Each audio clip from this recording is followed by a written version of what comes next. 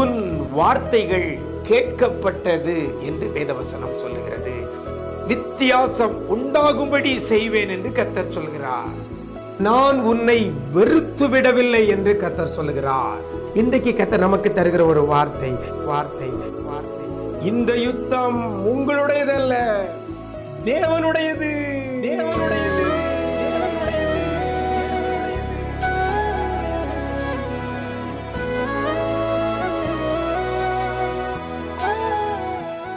கிறிஸ்துவில் பிரியமானவர்களே, ஆண்டவரும் இரட்சகரும் ஆகிய இயேசு கிறிஸ்துவின் ஈடு இணையற்ற நாமத்தில் உங்களுக்கு அன்பின் வாழ்த்துக்களை தெரிவிக்கிறேன். நல்லா இருக்கிறீங்களா?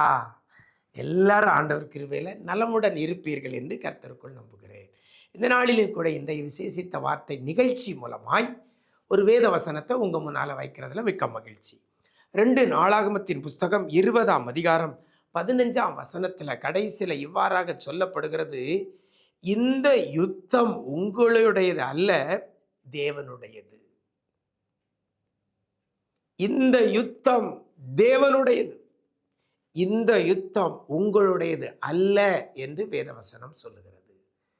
இன்னைக்கு உங்களுக்கு விரோதமாக அநேகர் கூடியிருக்கலாம், உங்களுக்கு விரோதமாக அநேகர் எதிராக இருக்கலாம். உங்களை ஒடுக்க, உங்களை நெருக்க, உங்களை உபத்திரவப்படுத்த அல்லது உங்களை அழிக்க ஒரு கூட்டம் எழும்பி இருக்கலாம். இந்த சூழ்நிலையில் நீங்கள் என்ன செய்வதென்று முடிவெடுக்க முடியாதபடி அங்கலாய்க்கிற ஒரு சூழ்நிலையில் நீங்கள் இருக்கலாம். எனக்கு அருமையான தேவஜனமே, இந்த சூழ்நிலையில தான் இந்த வார்த்தை அந்த ஜனங்களுக்கு நேராக வருகிறது. என்ன? நீங்கள் அந்த ஏராளமான கூட்டத்திற்கு பயப்படாமலும் கலங்காமலும் இருங்கள் என்று கர்த்தர் உங்களுக்கு சொல்கிறார். இந்த யுத்தம் உங்களுடையதல்ல, இந்த யுத்தம் தேவனுடையது என்று வேதவசனம் சொல்கிறது. எனக்கு அருமையான தேவஜனமே, பெருங்கூட்டம் பெருகி இருக்கிற வேளையில் அந்த பெருங்கூட்டத்தோடு யுத்தம் பண்ணுகிறது உங்களுடைய வேலை அல்ல. இந்த யுத்தம் கர்த்தருடையது என்று வேதவசனம் சொல்கிறது. தேவனுடையது இந்த யுத்தம். எனக்கு அருமையான தேவஜனமே, உண்மையில் இந்த யுத்தம் தேவனுடையது கிடையாது. ஆனால் இந்த யுத்தம் தேவனுடையதாய் மாறுகிறதற்கு காரணம் என்ன? ஒரே கண்டிஷன். நீங்கள் 12ஆம் வசனத்தில் வாசிச்சிங்கன்னா அதில் சொல்லப்படுகிறது, எங்கள் தேவனே, அவர்களை நீர் நியாயம் தீர்க்க மாட்டீரோ? எங்களுக்கு விரோதமாக வந்த இந்த ஏராளமான கூட்டத்திற்கு முன்பாக நிற்க எங்களுக்கு பலன் இல்லை. நாங்கள் செய்ய வேண்டியது என்னதென்று எங்களுக்கு தெரியவில்லை. ஆகையால் எங்கள் கண்கள் உம்மையே நோக்கி கொண்டிருக்கிறது. எனக்கு அருமையான தேவஜனமே, யாருடைய கண்கள் கர்த்தரையே நோக்கி கொண்டிருக்கிறதோ அவர்களுக்கு வருகிற யுத்தங்கள் அவர்களுடையதாய் அல்ல, அது தேவனுடையதாய் மாறுகிறது. புரியுதா?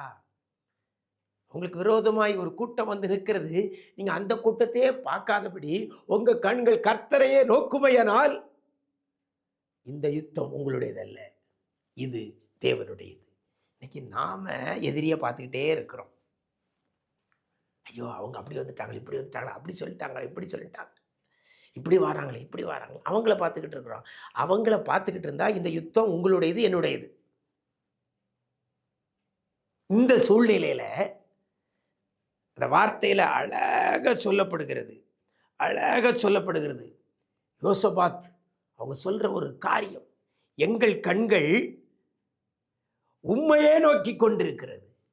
இன்னைக்கு பிரச்சனையை பார்க்காம, எதிராய் நிற்கிறவர்களை பார்க்காமல் உங்களுடைய கண்கள் கர்த்தரையே நோக்கி கொண்டிருக்குமேயானால், யோசபாத்தை போல உங்களுடைய கண்கள் கர்த்தரையே நோக்கி கொண்டிருக்குமேயானால் இந்த யுத்தம் உங்களுடையதல்ல. நீங்க எதிரியை பார்த்துக்கிட்டு இருந்தா யுத்தம் உங்களுடையது. நீங்க தான் யுத்தம் பண்ணணும், நீங்க தான் ஃபைட் பண்ணணும்.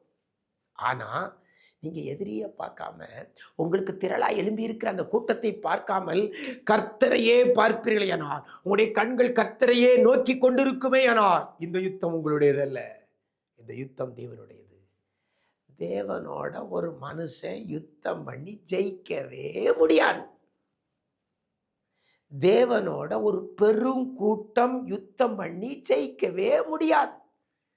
உங்க கூட என் கூட யுத்தம் பண்ணி ஒரு குரூப் ஜெயிச்சிடலாம். ஆனால் தேவனிடத்துல யுத்தம் பண்ணி ஒரு கொம்பனும் ஜெயிக்க முடியாது. அப்போ நீங்க பார்க்க வேண்டியது யார்? எதிரிகளை பார்க்காதபடி, கூட்டமாய் வந்து நிற்கிற அந்த அழிக்கிற கூட்டத்தை பார்க்காதபடி, யுத்தம் பண்ண வந்த கூட்டத்தை பார்க்காதபடி உங்கள் கண்கள் கர்த்தரையே நோக்கி கொண்டு இருக்க வேண்டும். யோசபாத் சம்பவத்தில் அழகாக நமக்கு கற்றுக் கொடுக்கப்படுகிறது. எங்கள் கண்கள் உம்மையே நோக்கி கொண்டிருக்கிறபடியினால் இந்த யுத்தம் தேவனுடையது. அழகா தேவன் செய்து முடித்தார், யுத்தத்தை செய்து முடித்தார்.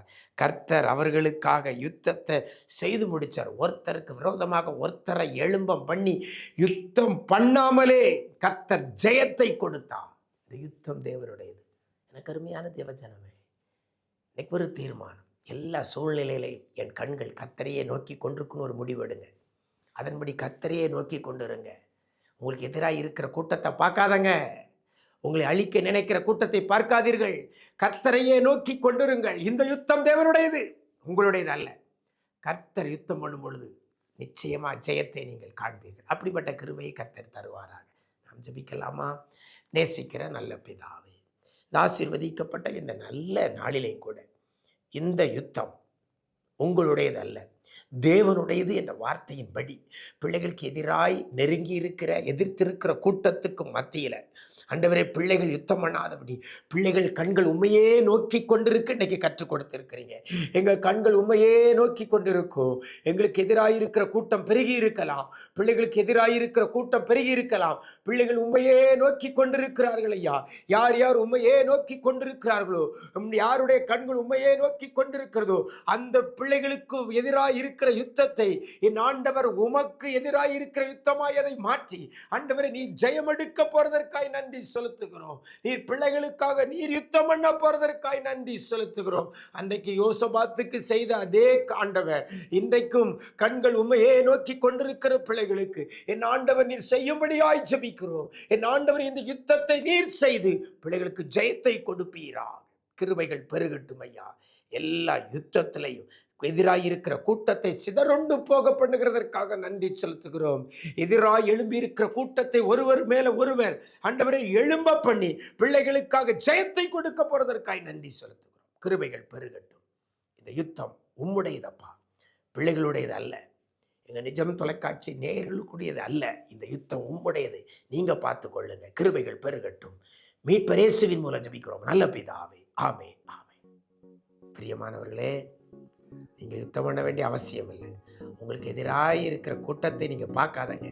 உங்கள் கண்கள் கர்த்தரையே நோக்கி கொண்டு இருக்கட்டும். கர்த்தர் உங்களுக்காக யுத்தம் பண்ணுவாங்க. அப்படிப்பட்ட கிருபையை கர்த்தர் தருவாராக. God bless you.